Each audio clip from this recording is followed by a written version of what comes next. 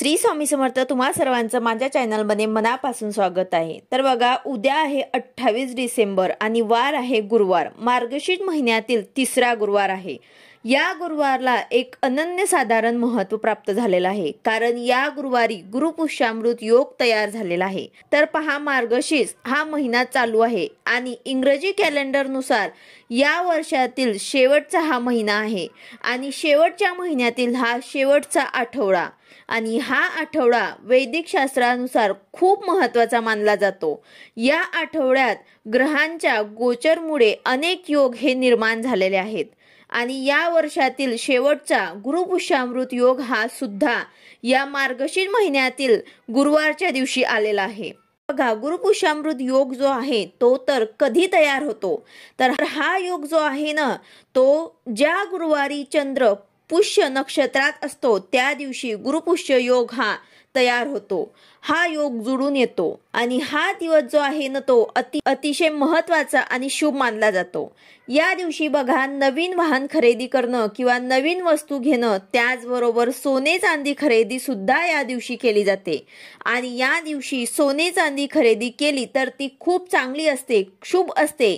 या दिवशी तुम्ही तुमचं एखादं महत्त्वाचं काम असेल, कोर्ट कचेरीचं, जमीन खरेदी करायचं, घर खरेदी करायचं किंवा इतर कुठलेही खरेदी तुम्हाला करायची असेल तर हा दिवस अतिशय शुभ आहे। यामुळे तुम्ही हे नक्कीच खरेदी करू शकतात। त्याचसोबतच माता लक्ष्मीची अतिशय उच्च कोटीची सेवा सुद्धा आपल्याला या दिवशी करायची आहे। त्याचसोबत भगवान श्री हरी विष्णूंची सुद्धा सेवा करायची आहे आणि काही उपाय सुद्धा तुम्हाला या दिवशी करायचे आहे।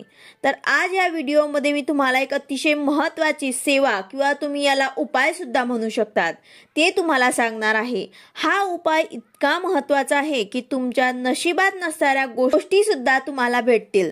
संकल्पयुक्त हा उपाय तुम्हाला करायचा आहे। तुमच्या मनामध्ये भरपूर दिवसापासून एखादी इच्छा असेल, घर घेण्याबद्दल असेल, नोकरी प्राप्तीबद्दल असेल, प्रमोशन प्राप्तीबद्दल असेल किंवा व्यवसायात चांगला चालत नसेल किंवा इतर तुमच्या मनात कोणतीही इच्छा असेल, ती इच्छा तुम्ही प्रयत्न करूनही पूर्ण होत नसेल तर तुम्हाला हा उपाय जो आहे नक्कीच करायचा आहे। अतिशय प्रभावी उपाय आहे। हा उपाय केल्यामुळे तुमची अशी कोणतीही इच्छा नाही की ती पूर्ण होणार नाही।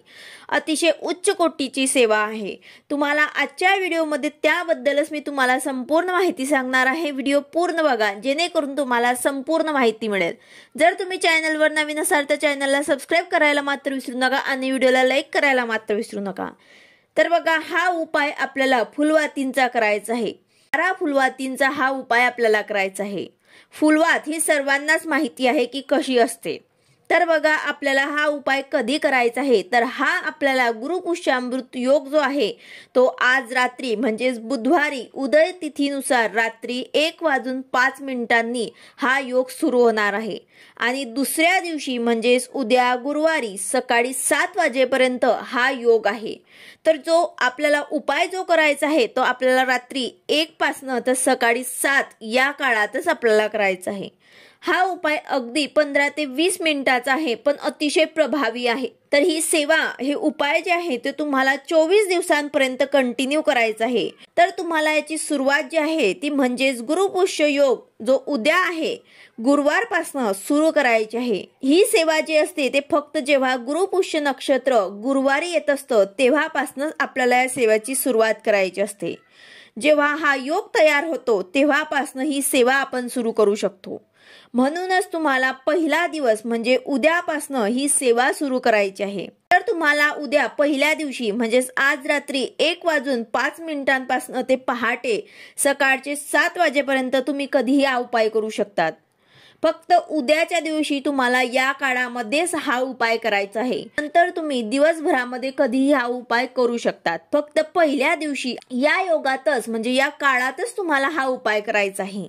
तर बघा, तुम्हाला यासाठी एक फुलवात घ्यायची आहे आणि ते तुम्हाला शुद्ध गाईच्या तुपामध्ये बुडवायचे आहे। तूपच वापरायचे आहे, तूप नाही तेल वापरायचे का, तर अजिबात नाही, तुम्हाला तूपच वापरायचे आहे। नसेल शुद्ध गाईचे तूप तर तुम्ही घरातले किंवा मग म्हशीचे तूप सुद्धा वापरू शकतात, पण मात्र तुम्हाला तूपच वापरायचे आहे आणि फुलवातच घ्यायचे आहे।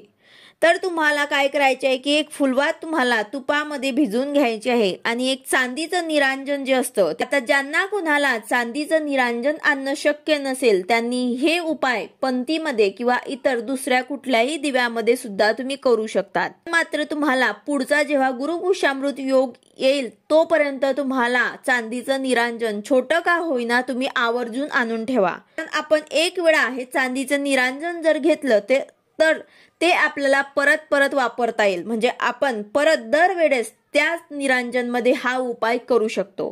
तर यासाठी आवर्जून तुम्ही चांदीचं निरांजन छोटं का होईना पण आवर्जून आणा. तर बघा, आता हे निरांजन घेतल्यानंतर चांदीचं घ्या किंवा मग पंती किंवा मग दुसरा कुठलाही तुम्ही दिवा सध्या आता घेऊ शकता ज्यांच्याकडे नसेल त्यांनी. पण चांदीच्या निरांजनामध्ये 6 फुलवाती लावण्याला खूप महत्त्व आहे. तर बघा, हे फुलवात जे आहे आपण तुपामध्ये भिजवून घेतलेले आहे ते आपल्याला आपल्या देवघरासमोरच हा उपाय करायचा आहे. तर त्यासाठी आपल्याला अगोदर आपल्या देवघरासमोर दिवा आणि अगरबत्ती हे लावून घ्यायचे आहे आणि हे तुपात भिजवलेली जे फुलवात आहे ते आपल्याला या दिव्यामध्ये या निरांजनमध्ये आपल्याला प्रज्वलित करायचे आहे. स्वामींसमोर आपल्या देवांसमोर आपल्याला हा उपाय करायचा आहे. आता प्रज्वलित केल्यानंतर आपल्याला सेवा काय करायची, तर आपल्याला एक वेळा श्री सुक्ताचे पठण करायचे आहे. यानंतर एक वेळा व्यंकटेश स्तोत्राचे पठण करायचे आहे. यानंतर 16 वेळा विष्णू गायत्री मंत्र, 16 वेळा लक्ष्मी गायत्री मंत्र, 16 वेळा नवार्मण मंत्र आणि 16 वेळा कुबेर मंत्र, हे सर्व 16 वेळा आपल्याला मंत्र म्हणायचे आहे. त्यासोबत आपल्या गुरूंची एक माळ श्री स्वामी समर्थ या मंत्राची आपल्याला एक माळ करायची आहे. तर हे सर्व सेवा आपल्याला जोपर्यंत ते फुलवात पेटते, जोपर्यंत ते फुलवात प्रज्वलित होत आहे तोपर्यंत आपल्याला हे सर्व सेवा करायची आहे. हे मंत्र स्तोत्र तुम्हाला आपल्या नित्य सेवेच्या ग्रंथात मिळून जातील. तिथून तुम्ही हे सर्व सेवा करू शकतात किंवा मग तुम्ही यूट्यूबवरती नेटवरती सुद्धा तुम्ही हे सेवा बघून तिथून सुद्धा तुम्ही करू शकतात. तर अशा प्रकारे आपल्याला उद्या पहिल्या दिवशी एक फुलवात लावायची आहे. एक फुलवात घेऊन त्यावरती आपल्याला हे सेवा करायची आहे. परवा दुसऱ्या दिवशी आपल्याला 2 फुलवात घ्यायचे आहे आणि ते सुद्धा आपल्याला तुपामध्ये भिजवायचे आहे आणि हे सर्व सेवा मंत्र जे आहे ते आपल्याला पठण करायचे आहे. आता उद्या आपण ही सेवा पहाटेच करणार आहे किंवा मग रात्री 1च्या नंतर तुम्ही सकाळी 7 पर्यंत ही सेवा करू शकतात.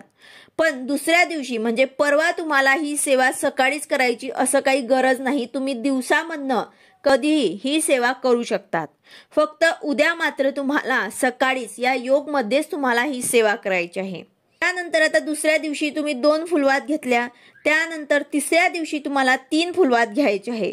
तसंच चौथ्या दिवशी तुम्हाला 4 फुलवात घ्यायचे आहे. तर अशा प्रकारे तुम्हाला चढत्या क्रमामध्ये 12 दिवसापर्यंत 12 फुलवाती अशा लावायच्या आहे. म्हणजे एक दिवसाला 1, दुसऱ्या दिवसाला 2, तिसऱ्या दिवसाला 3, चौथ्या दिवसाला 4, अशा 12व्या दिवसाला तुम्हाला 12 फुलवाती जे आहे ती तुम्हाला एकच दिव्यामध्ये एकच निरांजनमध्ये पूर्ण तुपामध्ये भिजून तुम्हाला हे पेटवायचे आहे, हे प्रज्वलित करायचे आहे आणि हे सर्व मंत्र स्तोत्र रोज आपल्याला पठण करायचे आहे. तर अशा प्रकारे तुम्हाला 12 दिवसांपर्यंत हे करायचं आहे. यानंतर आता 13व्या दिवशी काय करायचं की परत आपल्याला 12 फुलवाती लावायची आहे. परत 14व्या दिवशी आपल्याला 11 फुलवाती लावायची आहे.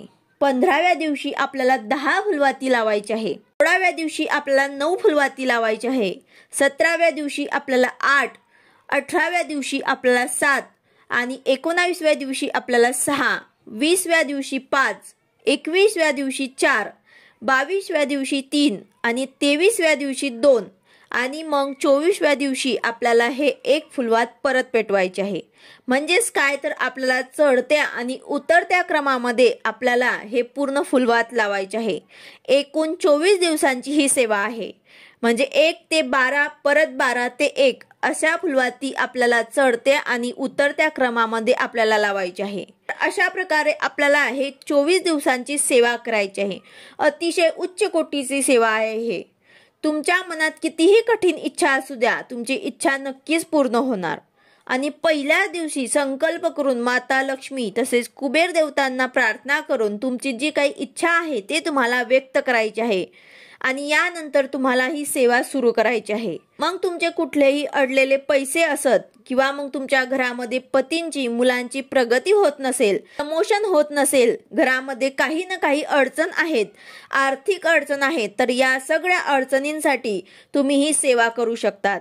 आता त्यात तुम्ही आता हे सेवा चालू केली आणि मग सेवा चालू केल्यानंतर 4 दिवस झाले आणि 4 दिवसानंतर जर मासिक धर्म आला तर अशा वेळी तुम्हाला पुढचे 4 ते 5 दिवस हे सेवा बंद करायची आणि पुन्हा तुम्हाला सेवा कंटिन्यू करायची आहे।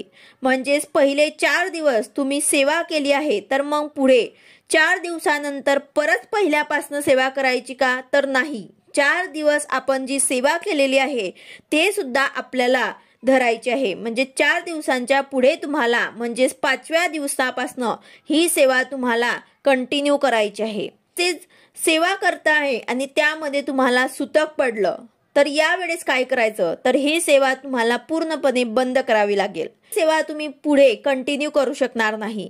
ज्या वेळेस सुतक पडतं तेव्हा हे सेवा पूर्णपणे आपल्याला बंद करावी लागते। फक्त मासिक धर्म जेव्हा आलं असेल तेव्हा आपल्याला ते 4-5 दिवस सोडून पुढे ही सेवा कंटिन्यू करता येते, पण सुतक मध्ये ही सेवा आपल्याला पूर्णपणे बंद करावी लागते। मग हे सेवा तुम्ही कधी करू शकता, तर जेव्हा पुढे 2024 मध्ये गुरुपुष्यामृत योग जेव्हा तयार होईल तेव्हा तुम्ही ही सेवा पुन्हा सांगितल्याप्रमाणे करू शकतात। परंतु सुतक आल्यानंतर ही सेवा आपल्याला करता येणार नाही। फक्त मासिक धर्म असेल त्यावेळीच आपण ही सेवा 4 दिवसांसाठी बंद करून पुढे कंटिन्यू ही सेवा करू शकतो। तर अशा प्रकारे ही सेवा तुम्ही उद्यापासनं सुरू करू शकतात। उद्याचा दिवस अतिशय प्रभावी आहे, तुम्ही करून बघा, तुम्हाला नक्कीच या सेवेचा अनुभव आल्याशिवाय राहणार नाही। व्हिडिओ आवडला असेल तर लाईक करा, शेअर करा, सबस्क्राईब करा। भेटूया अशाच नवीन व्हिडिओ सोबत। श्री स्वामी समर्थ।